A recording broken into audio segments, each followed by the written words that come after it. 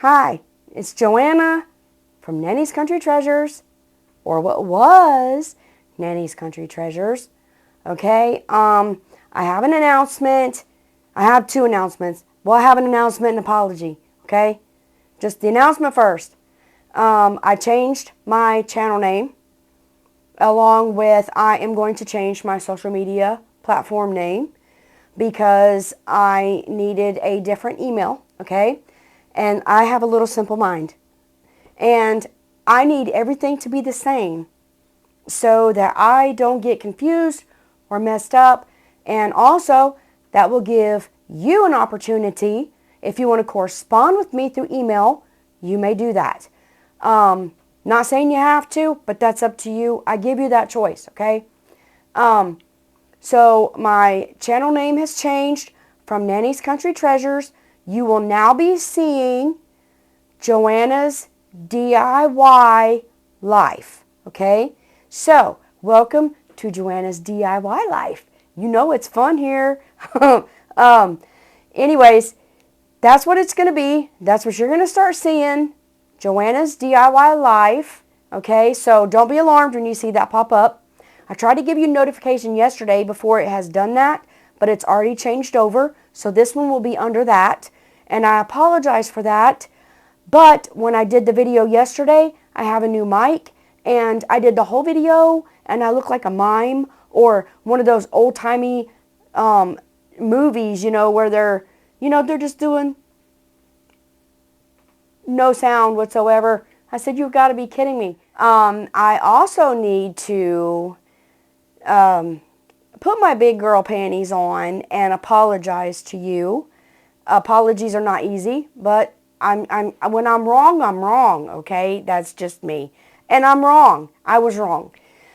In my sewing videos, I was teaching you that it's okay to sew over a thin glass head pen. I'm just rebellious. It is not okay to sew over a glass head pen. I figured out the hard way. Don't be like me. I can't change my videos. I would have to take them all down. And, you know, I'm not going to do that. But I am telling you, from this day forward, do not sew over a pen. Save you some time and some money. This is my Baby Lock Elegante 3. It is a sewing and embroidery machine, all computerized, which is what most machines are today. And I just got back from 2 hours away from taking her to get fixed. Seat belted in my truck for 2 hours away. Thankfully, I was at my daughter's house, so I got to stay there and see my grandbaby. But this thing was in bad shape. I haven't been able to sew or anything with it for a year. I actually done more damage than I thought I did. I bent the whole needle bar, which is where you insert the needle into. It was bent. I had a burr on something that was catching thread or something. I don't know. I don't even understand that stuff. And then I knocked the whole machine out of timing. Save yourself some time, money, and energy and frustration. Don't sew with a pen in your machine. Okay? Like I said, I was wrong, and I'm sorry. Speaking of computerized sewing machines, you may have got a machine for Christmas. If you did, you go! Yay! I showed you in my first videos when I first started this part of the channel, I showed you on a machine that was not computerized, and they are way different. I'm going to show you my computerized machine today. Not this one, but another one. And show you how to do the bobbin. And I am going to help you get more out of your bobbin than most machines let you have. So I'm going to turn that to you. I'm going to turn you to that, not that to you. I'm going to turn you to that, and we'll get started with that. Okay, I've got you over here where I hope I don't get in your way, but I want you to see what I see. Okay? First of all, I have to plug it in. Hold on, I forgot. I always unplug these machines because if we have a power surge, which we do sometimes, or the electric goes out, it can fry your motherboards in these machines. So you really want to unplug them, and not from the machine necessarily, because it'll wiggle your plug mechanism loose, and then that will have to be replaced. But you want to unplug it from the outlet. And if your outlet is out of reach and you get a power strip, make sure you get a good power strip that is a surge protector, okay? Just saying. These machines are not that cheap, so you want to take care of them and avoid all, destruction at all costs, okay? So I'll be right back after I plug her up. Okay, we're plugged in. So the first thing, you turn your machine on. This is going to move, okay? My lights will come on. Not all of them have lights. But you turn it on, and this is going to move. All of the machines do that. And then this is where your bobbin will go in. The last time, you took this piece off. Oh, well, fart. Sorry. You took this piece off and then you flipped the flap down and it went down in here. This one is a drop-in, okay? And I will zoom you in when I get down to that part. But first I want to show you this, okay? When you thread or wind a bobbin, however yours tells you to wind a bobbin, okay? I put my bobbin in my hand and I run it through one of my holes. The plastic bobbins have holes as well. I'll hold it here and hold it over this so that you have a line across there. Then I pop that line down on that right there because it holds it in, and then push it over. Okay, when you wind a bobbin, this is what it's going to do when you get a new machine.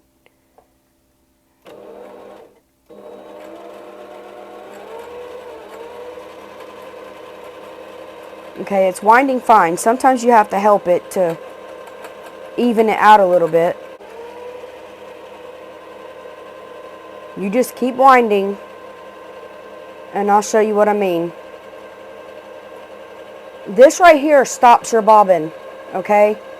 Now, I don't know if I can zoom in and show you, but it's skipping, okay? When it stops, that means your bobbin's done. Look how much space you have left on your bobbin, and it is not winding that. You don't want it to go outside the bobbin because then it will not fit down in the bobbin holder like it should. But there will be a little screw inside this little thing right here, okay? What you want to do is loosen the screw. This will move, but you do not want to move it too far, all right? Just a little. And then leave it. Wind your bobbin and make sure you keep, like I said, you may have to do your fingers to keep it even. I normally do no matter what machine I'm on. When it gets fuller, okay, you're not going outside of your bobbin. That's good. Push it over toward your bobbin. Tighten your screw. Now it won't go. So it's in the position I need it. I tighten it tight. My bobbin is wound. It's not on the outside or anything like that. Okay? Then you just take snip your thread, and there you go. Make sure when you take your bobbin off, you snip this little thread so it doesn't get tangled. Now, when you put your bobbin in your machine, your bobbin is this way, thread pulls to the left. Pop your bobbin in. It goes around this little nick right here. There's a nick right there. You slide it and pull it around that nick, and then pull it around and take it off. Okay? I'm going to draw you closer and show you again. Closer look. Pull to the left. Drop your bobbin down. There's a little niche right here. Put it in through there. Catch that crease, and it's ready. Put it in just like that. Put your cover back on. Oh, the right way. It's latched down. To get that off, you just pull this lever and then pull it up. So your bobbin's in. I hope that helped you. Now I'm going to show you how to make something to where you don't have to sew over your pins. I hope that you can see good enough what I'm doing. I made this yesterday. Like I said, I did this video yesterday. This is a weeding ring, okay? This is made from a bottle top from my coffee sweeteners or what flavor things or whatever. I'm going to use a top from an Aquafina bottle. Now you need a taller top, not one of the cheaper water bottles because they're really short. But I like using one of these, okay? What you're going to do, you need elastic, and I use about this wide. Don't ask me how wide, it don't have nothing on it. I have no idea. But it's not so skinny that it cuts your circulation off in your finger, but it's not so fat that it aggravates the poop out of you either. You're going to need a piece of fabric and a glue gun. Oh, and a string. I use dental floss, of course. Okay, you need it 3 by 3, I think, for this, but I have to cut it 4 by 4 because that's what my doodad is. So I'm going to center this up, and I'm just going to take my rotary cutter, and I'm going to waste this material because I'm going to start cutting, and I'm going to cut a 4 by 4 out of here. I may want a 4 by 4 because, you know, I don't want this so small that my big long pins can't go in there, and I'm not left-handed, but I'm going to try this. Glad I didn't cut nothing off, y'all. Okay, well, I pretty much got the gist of my little square here. But when you cut your square, sometimes I talk and I forget what I'm saying and I don't make sense. If I do that, I apologize. I'm going to take this and I'm going to cut it at a circle. I've done pin cushions like this, but this is just a little pin cushion on your finger. Let me see what this comes out as. It's still a 4 by 4. I'm going to cut it down because I really want it at kind of like a 3 by 3, I think. Well, I'm just going to cut it down just a little bit, okay? I am getting hoarse. I am so sorry. That is not the way videos are supposed to go. Yeah, it is what it is, baby. I can't help myself. Okay. So I have this like this, and I'm just going to take my thread, and I'm going to weave around the outside with my thread and draw this up to make me a little pocket ball. Ball pocket. I'm going to make a pocket to make a ball type thing, okay? So I'm just going to do this, and I'll shut up. Okay, so I'm at the end, and I'm just going to set that down for a minute. I am so sorry. Okay, we're going to work on this. Some people take and drill holes in them to put this on. I'm not about all that right there. I'm just going to take my hot glue, okay, and I'm going to put a little run of hot glue right there, and I'm going to push this down in there. Just like that. And then when that's in there, I'm going to take this, and I have to do it this way. But I'm going to put it around my finger. I'm going to stretch it a little bit. And when I stretch it, see, and then I'm going to cut it right there. So I'm going to go right here, and I'm going to cut it. You don't want it so tight that it cuts your circulation of your finger off. But you don't want it so loose that you're going to lose it neither. And it'll probably be, you know, snug right up to it just a little. See, this one even is. It's not much room in there, really. So I am just going to put another dot of glue here. And I'm going to try to get this directly across, whoops, from this one. All this little dainty stuff is so small, you know. But they're cute and they're so functional. Okay, just put it right down in there. Just like that. Okay. Now, before I put anything in it, make sure it fits on my finger. It works perfect. You know, I probably need 2 of them anyway because I'll probably lose one of the little things. Alright, now you're going to take your stuffing. I got this from one of my old pillows, or one, well, actually it ain't an old pillow. I bought it at Walmart. And I'm stuffing mine kind of tight, you know, so it's not all bunchy. I want it round. I want it firm. You know, round and firm. That's the way to go right there. I think I'm past those days, but, you know, it's alright. Anyway, that looks pretty good right there. It's a little bitty ball, you know. So when you pull back here, I always pinch where I end up at. That way I know that this thing ain't going to go nowhere. And then I just draw up my little knots right there by pulling through, going through your thread, and pull tight.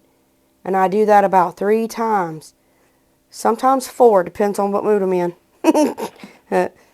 Anyway, these are so easy, y'all. Cut it off. Now, you're going to shove this little thing down in this hole, okay? But before you do that, you want to put hot glue all around here. And this is why I say you need a deeper one, because you have to have somewhere to push this thing down in. They work better like that. So I'm just going to fill this thing full of glue around the outsides and everything, okay?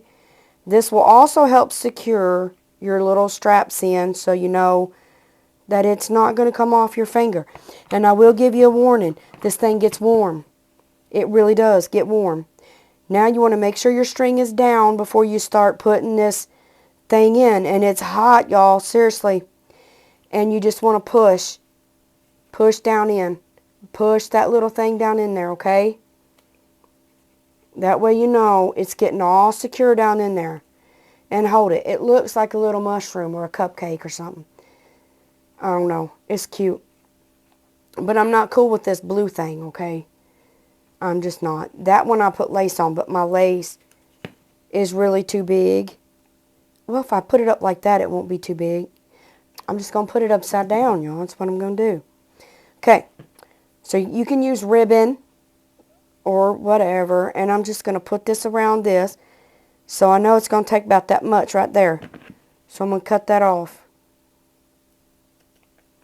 I gave me a little extra. Sometimes I'm a little extra.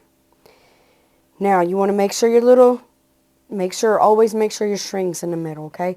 You can tack this right here on the underside so that you know your little elastic piece is not going to go nowhere. Nowhere. Y'all like it? Nowhere. Put that in there. Then you take your embellishment. Now, you can use jewels or whatever. It's yours. Do what you want to do. You know what I'm saying? Nobody going to tell you what to do with your own stuff. That's your stuff. Anyways, you can use something to hold this down, but I just don't have anything right at this particular moment. So I'm just going to go with it and get glue all over my fingers because, you know, I'm messy anyway. If you'd follow me any amount of time on YouTube, you know that I am messy. I just can't help myself. When I paint, it's just nasty. Not that you need to know that, but you got that anyway. I hope y'all can see and I'm not out of camera. I'm trying to do better with that mess, y'all. There we go. Right there. Now how cute. Look, y'all. I am styling. Anyway, when you're over at the machine and you're sewing, you pull your pins out. They just stick right in there. And you could just carry them right back over to this thing and pop them right back in. Or you can just use this. It doesn't even matter. I had one for my wrist, and you can make one with your wrist. Oh, sorry. But I wear this watch now, and I can't get one on my wrist. But a little metal lid or a piece of cardboard or anything like that, Lord have mercy, anything like that works great. You know, it's not, you don't want anything bigger than your wrist. But this will keep the pins from going through and poking you in your wrist, which is why I used a lid. You can use this. You can use a piece of cardboard and seal it around a piece of cardboard. You can also use a magnetic tray. I got this at Harbor Freight. They do have a smaller one. Then when you pull your pins out, you just throw them in there. When you get back in here over to where you are, you can pull them out. To me, this is harder because you have to, you know, pick your pins. That's just harder for me. I did have this, and all you got to do is glue magnets on. This came from a radio, but if you buy these at the Dollar Tree, they come on this metal thing. All you got to do is glue all these to the bottom of your saucer, and then you can throw them in there. They are a little easier to pick off this, as you see. until they turn around. There's just options, but do not, please, do not run your pins under your machine. And again, I am so sorry, okay, that I ever said that. Please forgive me. Well, if this video has been helpful for you in any way, please give me a big thumbs up. It helps my channel to grow and helps YouTube to notice me a little bit more.